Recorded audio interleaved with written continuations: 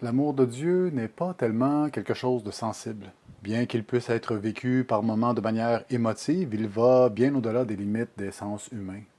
Nos émotions sont non seulement changeantes, modifiables par la chimie du cerveau, mais également peuvent être stimulées par des souvenirs, des perceptions, par l'illusion, même par la simulation comme le font les acteurs, par exemple. On ne peut pas dire que les émotions, les ressentis sont des gages de vérité, vraiment pas. Combien l'homme peut se laisser berner, manipuler en fonction justement de ce qu'il ressent pour quelqu'un ou pour quelque chose.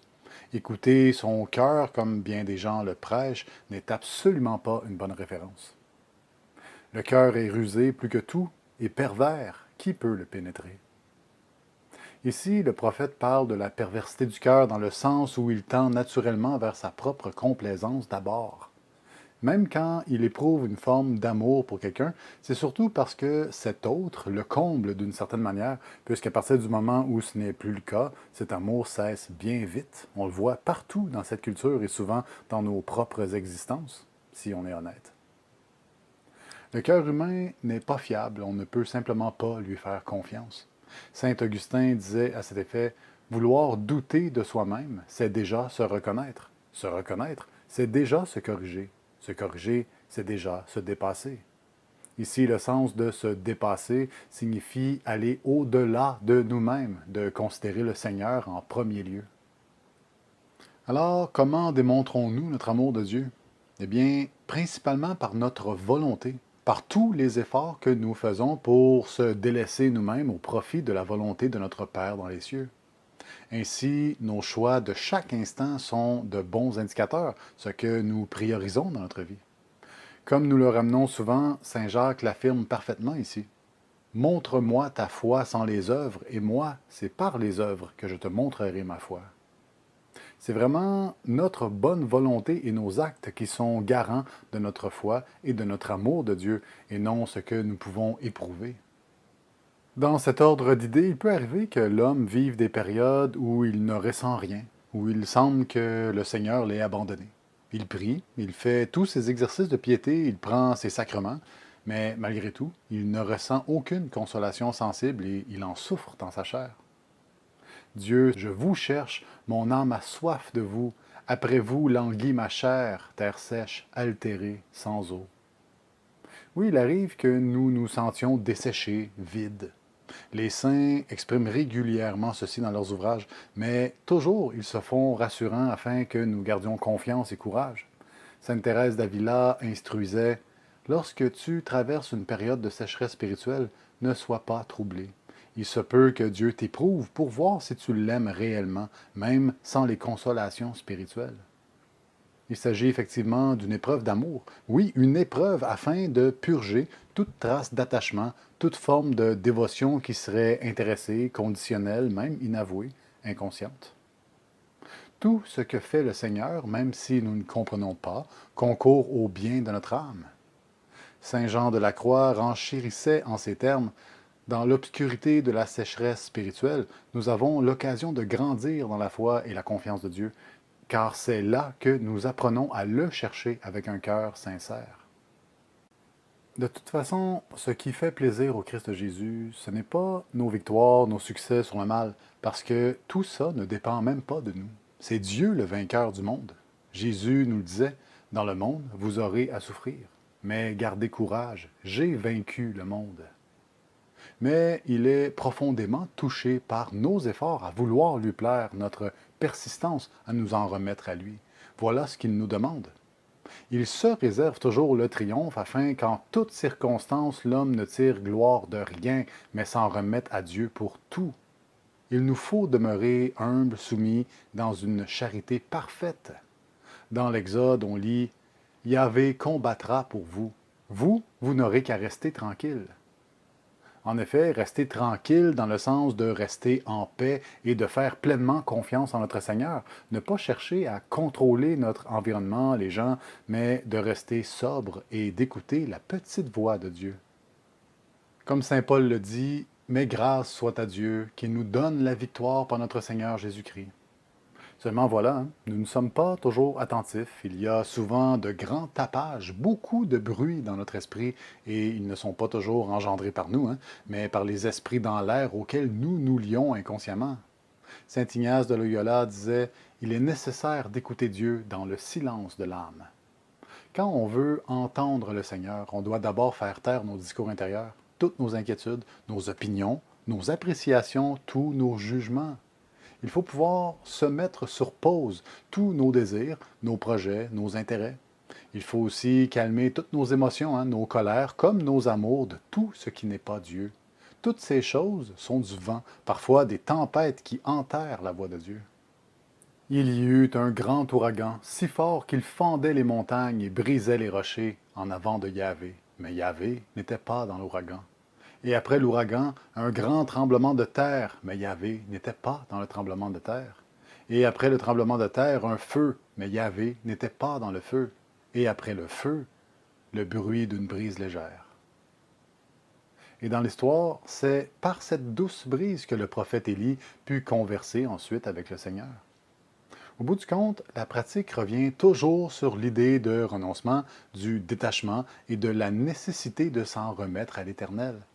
Saint Jean de la Croix affirme ici: l'âme en silence entend ce que disent les saints. En silence face à nous-mêmes, nous sommes dans l'unité du Saint-Esprit avec tous ceux qui servent le Christ Jésus en esprit et en vérité. Nous sommes dans la communion des saints. Quand on observe que nous portons tel défaut, que nous sommes tentés souvent par tel vice, c'est vraiment la grâce qui nous pousse à se mortifier, à restreindre l'expression de toutes ces tares. Et quand nous réussissons, c'est aussi à elle que nous le devons. Mais il est bien possible, hein, que nous galérions pendant des années et des années sur les mêmes défauts, peut-être même sur plusieurs défauts, hein. Et malgré nos prières, nos efforts, nous échouons constamment. On s'accuse des mêmes fautes au confessionnal et notre directeur spirituel nous pardonne encore et encore. La Sainte Vierge le disait bien à Sainte Bernadette: je ne promets pas de te rendre heureuse en ce monde, mais dans l'autre. En effet, on le chante aussi dans le Salve Regina: Enac lacrimarum vale. Ce monde est une vallée de larmes, donc d'efforts, de peines, de défis, de souffrances. Alors, il faut s'armer de courage et persévérer sans cesse. Mais, quoi qu'il en soit, on doit toujours garder en tête ceci. Le bon Dieu demande l'effort, la volonté ferme de se corriger. Il ne demande pas le succès, OK? Nous avons toujours le mérite de nos efforts et en plus, nous avons les souffrances de nos échecs qui contribuent à nous rappeler notre petitesse, notre vulnérabilité et en fait notre nécessité de Dieu. Nous avons les larmes, les sueurs et le sang de nos combats et ceci, en toute humilité, nous pouvons l'offrir à Dieu. Nous demandons à Jésus de purifier nos imperfections par son précieux sang.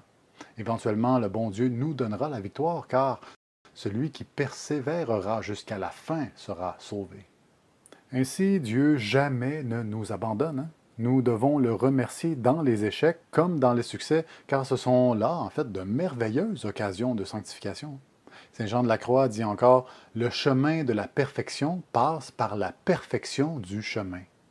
Il disait ceci pour souligner que malgré nos imperfections, que nous sommes des pécheurs, notre persévérance à suivre le Christ Jésus en tout, dans les difficultés, est en soi un chemin de perfection, un chemin de croix dans lequel nous tombons souvent. Mais par la force du Sauveur, nous nous relevons et nous continuons. Vous savez, il ne faut jamais juger une personne sur l'extérieur, car nous n'avons absolument aucune idée de ses combats intérieurs. Et il y a en elle une multitude de mystères, complétait sainte Thérèse de Lisieux. Il y a des gens qui naissent avec bien des talents, hein, un caractère facile, ils sont naturellement aimables, sociables, ils peuvent absolument tout faire. Tandis que d'autres sont gauches, ils s'accrochent partout. On leur a appris dans leur vie toutes sortes de mauvaises choses, de mauvaises habitudes, et aujourd'hui, ils ont bien du mal à se redresser, hein. D'autres encore ont des voix stridentes, des tics désagréables, ils sont maladroits, physiquement comme socialement. Ils font pratiquer continuellement la patience aux autres. Et quand on considère bien le prochain, on voit bien que ce qui demande un effort titanesque pour l'un est parfois d'une grande facilité pour un autre. Dans cet ordre d'idées, un jour, Sainte Gertrude eut une vision du ciel. Et placée parmi les plus grands saints de l'histoire de l'Église, elle reconnut certaines âmes qui, pendant qu'elles étaient sur terre, possédaient toutes sortes de défauts. Grandement étonnée de cette vision, elle demanda à notre Seigneur Jésus-Christ des explications, et ce dernier lui répondit, ces âmes ont le même mérite que les grands saints parce qu'elles ont sur terre donné leur pleine mesure. On peut lire d'ailleurs dans l'Évangile, à qui on aura donné beaucoup, il sera beaucoup demandé. Et à qui on aura confié beaucoup, on réclamera davantage. Ainsi, le jugement de Dieu est relatif à la grâce qu'on a reçue de lui. C'est bien pourquoi on doit faire preuve de patience envers tout le monde. On ne connaît pas la mesure de chacun et donc il est simplement impossible d'évaluer les autres en fonction de nos propres paramètres.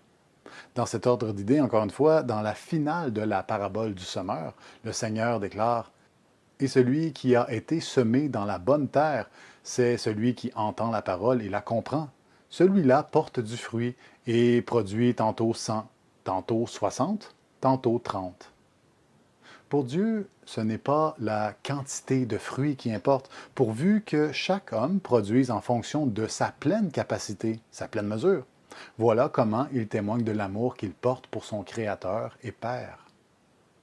On le répète encore, l'homme doit se diminuer afin que Dieu puisse croître en lui. Et c'est bien un combat acharné que nous menons à chaque instant contre la chair et contre le diable. Saint Augustin affirme à ce sujet, lutte contre toi-même avec toute la force de ton âme plutôt que de rester en paix avec le péché. Dans l'imitation de Jésus-Christ, on lit également, nul ne mène un plus dur combat que celui qui travaille à se vaincre.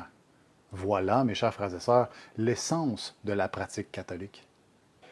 Aujourd'hui, beaucoup de frères mènent des batailles difficiles par amour de l'Église. Ils dénoncent l'infamie et toutes les doctrines perverses issues de la secte luciférienne qui infeste l'Église. Et c'est très bien, hein, je salue grandement leur travail et les en remercie. Il faut seulement garder en tête que le modernisme, par exemple, avec toutes ses hérésies, ne représente qu'une bataille parmi d'autres. Ce qui compte, c'est de remporter la guerre. Et le cœur de cette guerre, la cible prioritaire, c'est le péché et la désobéissance de laquelle il est issu. Il est vraiment impératif que tous les catholiques soient conscients de ça et qu'ils ne nourrissent qu'une seule espérance, la sainteté, le mariage mystique avec le divin époux. Toutes nos pensées doivent converger en ce sens. On doit y investir toute notre énergie, toute notre volonté pour l'amour du Sacré-Cœur de Jésus et du cœur immaculé de Marie. Saint Paul exhorte, vous n'avez pas encore résisté jusqu'au sang dans la lutte contre le péché. Et voilà bien pourquoi le mal progresse. L'armée de Notre-Dame au service du Saint des Saints doit être pure. Chacun de ces soldats doit avoir le fervent désir d'être saint et d'y investir toutes ses forces. Bien entendu, nous aurons toujours des défauts, hein, des vulnérabilités, mais si nous y mettons tous nos efforts, nous marcherons ensuite sur le chemin parfait du Christ Jésus et en bon souverain, il compensera pour le reste. Il prendra sur lui nos faiblesses, il nous lavera dans son précieux sang. Ayons seulement confiance en lui et luttons nous aussi, à son exemple, jusqu'au sang en partage de sa passion. Que le Seigneur vous bénisse tous, votre serviteur et frère dans le combat.